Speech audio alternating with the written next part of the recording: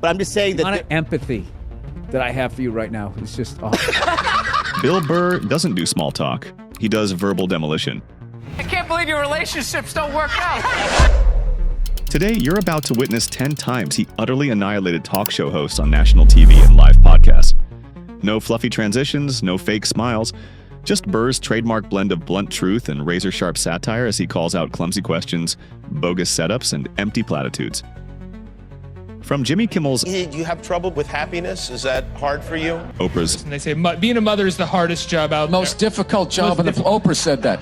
Each segment is a masterclass in turning softball interviews into high-stakes showdown. Ready for the fireworks? Hit like, subscribe, and let's dive straight into number 10. Bill Burr once appeared on a Sunday morning program, hosted by well-meaning anchors whose faith runs deep.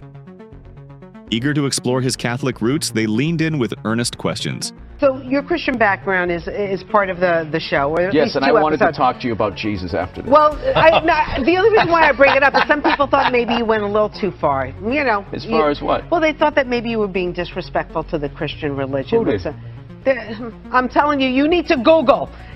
Oh, good Lord. So Bill's response was a gentle but firm reminder that satire thrives on context. He observed that centuries of scandal already fill guidebooks thicker than any Bible, and quipped, did you feel that's you were probably being something- disrespectful, or just you were just having fun with some of the crucifixes and stuff like that? I don't even know what I mean, we did maybe two jokes about that. Yeah, exactly. Don't you think the Catholic Church went a little too far? More so than my cartoon. When the host tried to steer him back to safe territory, Bill pressed on, pointing out that real-world headlines, All right, listen. A couple of jokes. I know this is a morning show. You can't bring up all those crimes. You know what? Well, Technically, they just sort of kept moving them around. You know, like those killer whales at SeaWorld. After it kills a trainer, they'll then move it up to Seattle. They don't give them their background. make for far richer satire than any hypothetically offensive gag. So F is for family. I mean, it's really politically incorrect before politically incorrect was even a term. People, they laugh because they're already talking about it, so it's not that big a deal. we all have dark thoughts sometimes, but you go there in public and you do it, even though it's edgy, kind of make it safe in a way. Yeah, well, what's going to happen? I'm just talking. I mean, it's not Right. like I'm not doing anything. I remember when I moved here in '94, it was, you remember Alphabet City, you were taking your life in your hands, and there was like junkies and stuff like that, so it was just really like a lot harder than to like even like impress people. And now, I mean, I don't know. Again, the good old days. Yeah. Anyway, You know what? They don't even call it Alphabet City anymore. You know that? They When? call it like the Lower East Side. Things, gentrification, Oh, whatever. was that offensive to illiterate people? By the end of the segment, the co-hosts realized they'd handed Burr a lines-in-the-sand lecture about hypocrisy and history.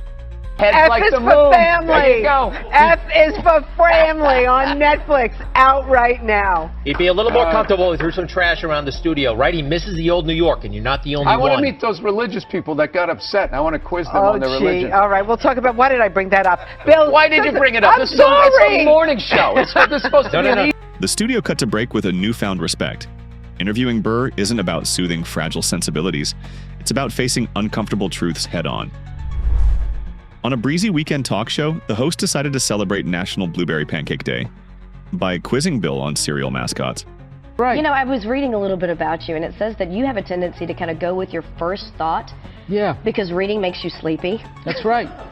And my first thought is this is the best week to be here, the week before the Super Bowl. That is so true. Before all the whores fly in, you know? Yeah. But Just want to get out. Wow. Just want to get out of here before that. What is true? This is like the Oscars for prostitutes. Okay, all right. This entire week. Let's remember we're G-rated here, folks. All right, so we're going to go back to a safer subject because, as you know, I'm sorry. I didn't know, realize. this is National Blueberry Pancake Day, right? I'm sure you woke up and that was the first thing on your mind. Absolutely. So I want to give you a little quiz, a little test, all right? Because you can't look at my script, but Okay. there are some very famous cereal box icons, Yes, there and I are. want you to be able to look at some of these characters and see if you can determine which cereal it's associated with. What ensued was a masterpiece of passive aggression. The anchor gamely showed images of cereal characters, Tony the Tiger, Toucan Sam, Cap'n Crunch, and asked Burr to name each brand. Bill paused, then delivered a thesis on marketing absurdity. Okay, let's look at our first one. You're going to see the monitor down here. Let's look at our first one. Okay. Oh, it's behind us. Sorry about that. Oh, it's behind us. Yes. He went on to mock the host's cereal icon knowledge, noting that real family nutrition questions, childhood obesity, dental bills, deserve more airtime than mascot trivia. Who's that? That's What's he my with? uncle. No, it's not. Although you do resemble him. I mean, Who is that? That is, for redheads, that is a racist symbol right there. That's like the Quaker Mix guy? No, that's the Lucky Charms. Bam, look at that. Good for you. When the show switched to the next graphic, Bill riffed on the idea of, Okay, I thought next. I didn't drink last night. Yeah, right. Next, let's see. Okay, who's that? That's the Tricks Bunny. Yes. Wired out of his mind. Yes, he is a little on the wired side. Yeah, So back far, when they so didn't good. care what kids ate. Yeah. Remember that? That's true. They didn't. More sugar, the better. Remember More sugar. Fluff? No, I don't remember. Fluffernutter? You don't remember that? No, who's Fluff? It was like pure sugar and marshmallow. Oh, they still have that. Yeah, terrific. Yes, yeah, it's wonderful for kids. All right, here's next. Oh, this is. Oh, these are easy. Yeah, it's Tony the Tiger. And he represents which cereal? Cornflakes.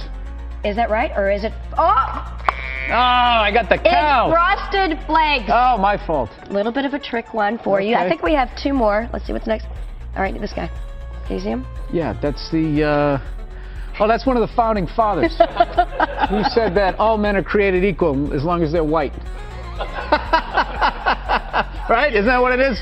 One of those guys? No, it's not. It's Wasn't the he on Quaker Oats man. Ah, I thought all that right, was the and we have. I think, bicentennial Fruit Loops guy. no, it's not. But speaking of that, let's see. Do we have another one? by the time the camera panned back, the audience was in stitches and the host was making notes on how not to run a serious segment on breakfast foods. Oh. Oh, that is Johnny Mathis. It looks like the cover of that Christmas album he had. No? Sorry. Ratings spiked the next week. On his podcast, Howie Mandel leans into his neurotic germ avoidance shtick. Violet-tinted glasses, anti-shake hands policy, personal bubble armor. Bill agreed to appear, fully expecting polite banter. But it's a new Bill Burr. I only like about you. What? You ask me questions. Like, if I give you the answer that you don't want, you're going to consider it. But I know you're not. I know you already have your mind made up. About when I'm going to air it? It's just about everything. You're very focused. Instead, Burr zeroed in on the contradiction of a comedian afraid to connect with people. Howie, Bill began. Is that? No, I don't know if No, you're and fucking with have me. like Is that serious? You have like the violet lenses for whatever reason. Mondal tried to defend his lenses as headache prevention and hand sanitizer breaks as self-care. So I don't get headaches. Why is that funny? Why is... Because you like live life on a pillow and you walk around like you're in a war zone. You won't shake hands. You got like violet like glasses. You're very sensitive. Burr's retort cut deep. I am living in a war zone. I have a war zone going on inside my own head. I've talked about it. I've been very open about it. Not satisfied, Bill teased Mondel about directing dozens of performers, yet never picking up a phone to call a friend. But this is that not why you about go me. on TV and judge other artists? To make you feel like a big man?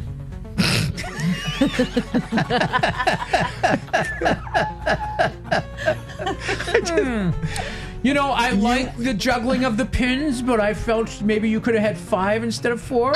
You know, guess what? You're not going to Vegas. Oh, I like saying that. He likened Mondel's podcast studio to a sealed operating room where laughter needs a permit. The comic's voice softened at the end. But you are always good. You'd never put me in anything. I know you direct and you write. You never call me. Well, you never you're put a me. lot. What? You're a lot. It's not about talent, Howard. We know you have talent. I know. I've seen the glove on your head. I know that you're a triple threat. It's, do I want to be around this person? Do I want to deal with this guy 14 hours a day? And Okay, all right, sometimes you're on the fence, and other times it's just an obvious no. Mondel laughed off the roast but admitted it stung, and ratings through the roof. During a promotional spot for his DVD special, Bill sat across from an entertainment magazine host. It's those classic people who will sit there and for an hour you can make fun of fat people, cripples, anything you want to make fun of, and then when you come around to the thing that they just decide that this is not a joking matter no matter what, then all of a sudden you're not a comedian anymore, then all of a sudden you got to be like, right. It's like you're on Meet the Press. Can you can curse as much as you want here, but please don't say cripple. Spotting the discrepancy, Burr raised an eyebrow. Why? Because it's you just don't find that it's funny? politically, I think they're called differently abled or something. So crippled's funny. Can you try not to say cripple? Crippled sounds like that old school, you know? Yeah. Wagon wheel. Yeah. It broke you on the wheel. Bill delivered an anatomy lesson in media fakery. This photo of you on the back here. It's me in action. Yeah, I don't believe that that's you in action. I feel That is like me in action. This is you in action, not Yeah. posed. What did they do to this microphone? I'm sure you can't see this, but this microphone is clearly not a wireless mic. But there's no wire coming out of it. It looks like wireless technology exists. No, I know that, but He traced how production trickery, fake mics, staged audience sounds, dulls the authenticity of real stand-up. That's not how a wireless Michael, what kind of interview is this where now he's just going to shit all over it? That's so funny that you picked that out. I thought everyone was going to notice that. I am holding the smallest microphone. This is totally a photo shoot. Because this is what I did with this. This is a shot actually from the show. Yes, that I believe because that's what you were dressed in. Yeah, but for some reason, like they can't get the quality, so then they want you to go do a photo shoot. So you're I'm lying to me. standing That there. is a photo shoot. I'm not lying to you. I was having fun with you. 5 seconds later, if I tell you what it actually is, that means I'm breaking balls, man. That's all I'm doing. The host tried to salvage credibility by claiming budget constraints, but Bill shot back. Look at this. That's for mechanics out there. What's wrong with that? Really? Is that you in action, or is this another photo shoot? It's a photo shoot. People do photo shoots. Yeah, I know. Have you ever seen like a movie poster and you'll see a movie star I have. who's clearly 5'2", yet somehow he's as tall as the supermodel? I have. Yeah, that's a photo shoot. And they fixed up. The segment closed with genuine laughter and a lasting reminder. Live comedy doesn't need smoke and mirrors. On the set of a sketch comedy reunion, Bobby Lee greeted Bill with a playful jab. We good? Did you shave your head for a part? Huh? A role? No, I'm bald. When Burr asked Lee to elaborate, But why are you? Your head looks like Darth Vader when he took his helmet off. Remember that when he was just all up? Yeah. Bill's face lit up. I'm trying to answer your question. Yeah, go ahead. I just process of you coming out of the gate on me. Like, I love how you came at me aggressive, and now you're going. You got your little panda hands. I was. I love how you attacked my little panda hand. That's what you look like. You look like a little panda. I know. I was just because when you took your hat like off, a little adolescent bear. Mid-conversation, Lee tried to pivot to nostalgia. I'm gonna tell you how I discovered you. I do owe my whole career to you. I was struggling until Bobby Lee discovered me. I remember it was a big day in my career. Bobby Lee is finally aware of me. Am I on Bobby Lee's radar? See, this is what he's gonna. This is when things start to happen. He reminded Lee that viral fame isn't about who catches who. You either command the room or you become background. Things are kind of slowly happening for me as well, right? It's just nice to see, like, What are you talking about? You've been on fucking television for like almost 30 years. What are you talking about? Mad TV. Oh my God. And everything else. Okay, first of all, Mad TV was like doing community theater. That's how much we got paid. When Lee underplayed his achievements, Burr delivered the knockout. But you were still on TV. You still walk down the street and people are like, oh my God, it's Bobby Lee from Mad TV. He wasn't going to let a nice guy trope glide by. But I'm just saying that... The amount of empathy that I have for you right now is just awesome. How much of your day is trying to pick this up and keep it buoyant? Lee laughed, but conceded Burr had earned the last word. On Conan O'Brien's podcast, the host cozied up in custom wingtip shoes. Why do you have athletic soles on your wingtips?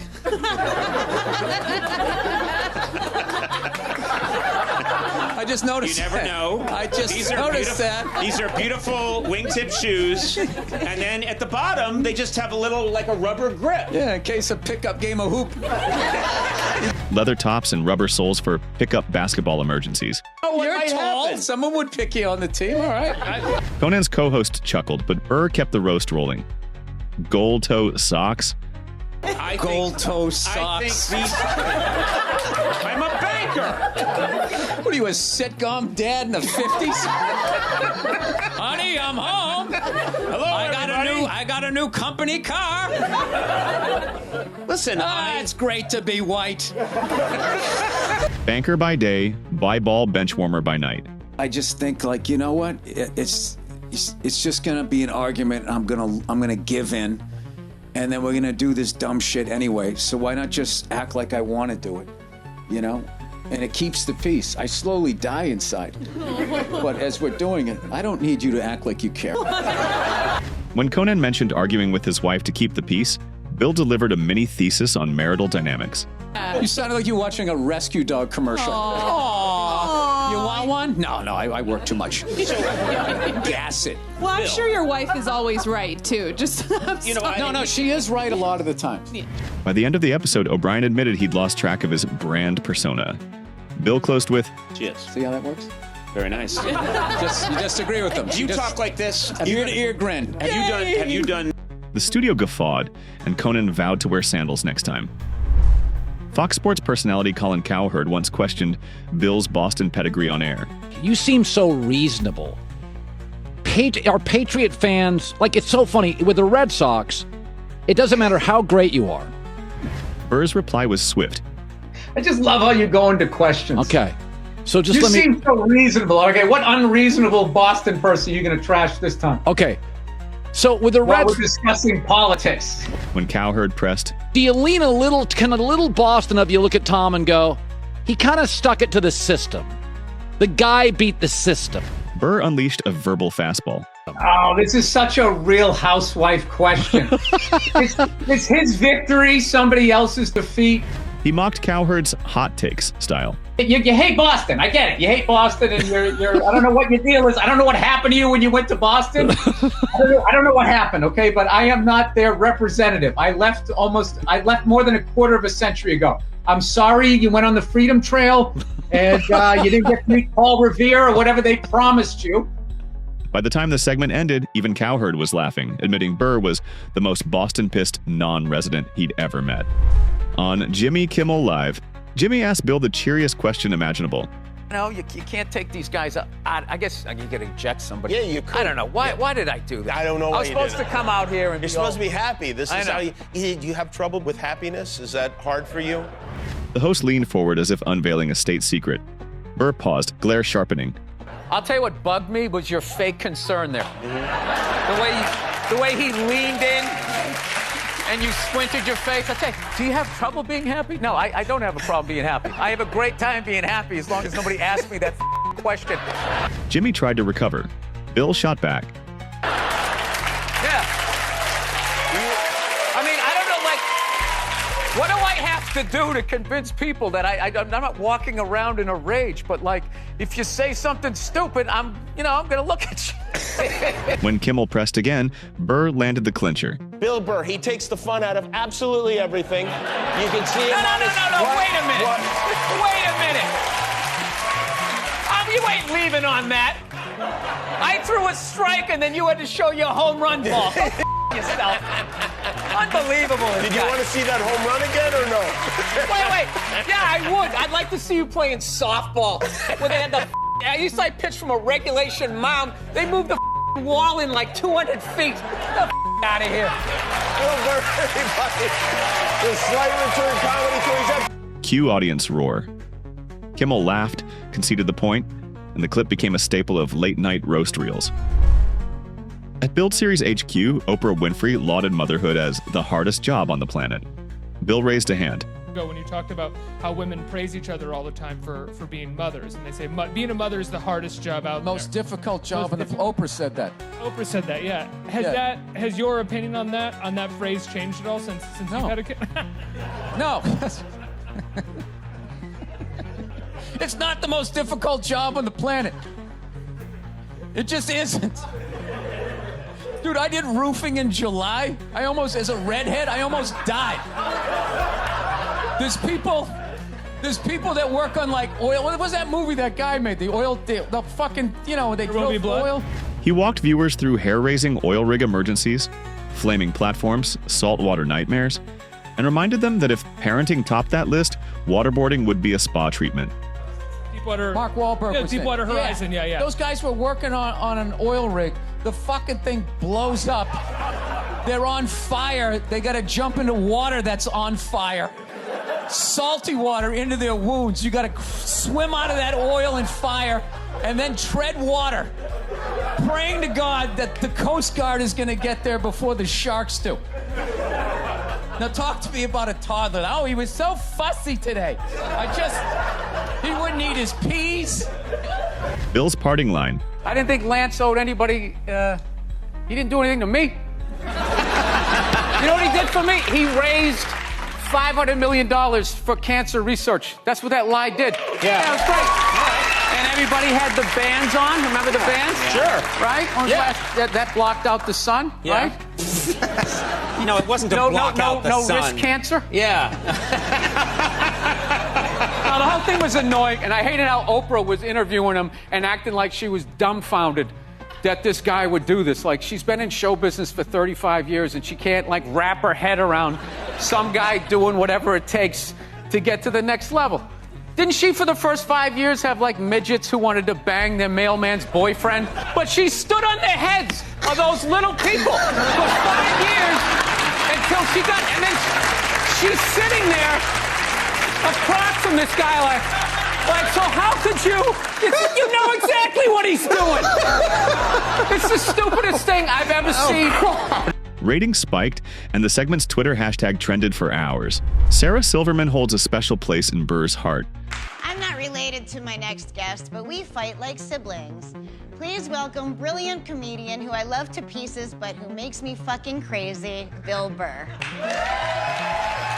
Silverman's jabs on the Red Carpet Live interview were playful.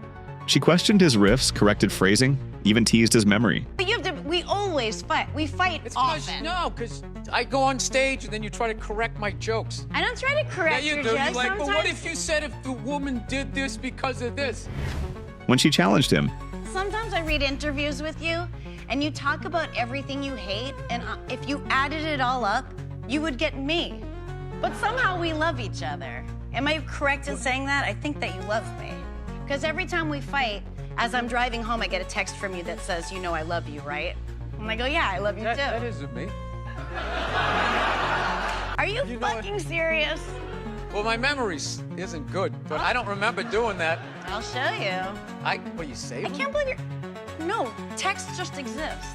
Yeah, I press save on my text. What kind of phone do you have? No, I like delete them after a while. What are you saving it for? You delete texts? Yeah. Silverman shot back that she never deletes messages. Oh, I never do because all our friends die and then it's all you have left.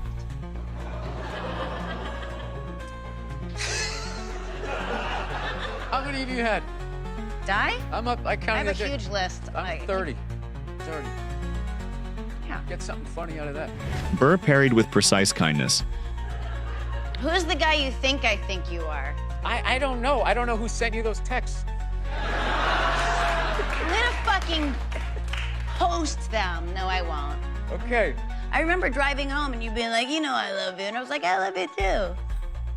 Does not ring a bell at all. When the way you just did it, it did. Burr countered that real connection isn't in archives, it's in shared laughter.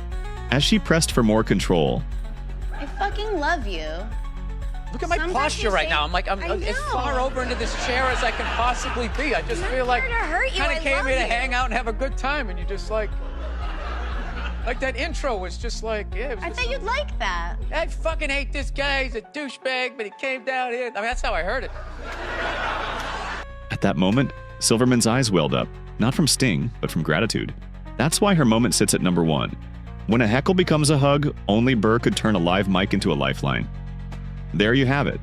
10 times Bill Burr showed talk show hosts what unfiltered comedy really looks like. Whether it's shredding faux-friendly concern, exposing marketing mascots, or sparring with fellow comedians turned guests, Burr proves that honesty and humor are the ultimate tag team. Which roast had you cheering? Drop your favorite moment in the comments. And if you've ever seen a host meet their match live on air, tell us about it. Don't forget to subscribe for more countdowns that spotlight comedy's finest takedowns, and hit like to keep these rants in rotation. Till next time, tip your bartenders, respect the mic, and remember, in the arena of live talk, if you can't handle the heat, you're about to get served.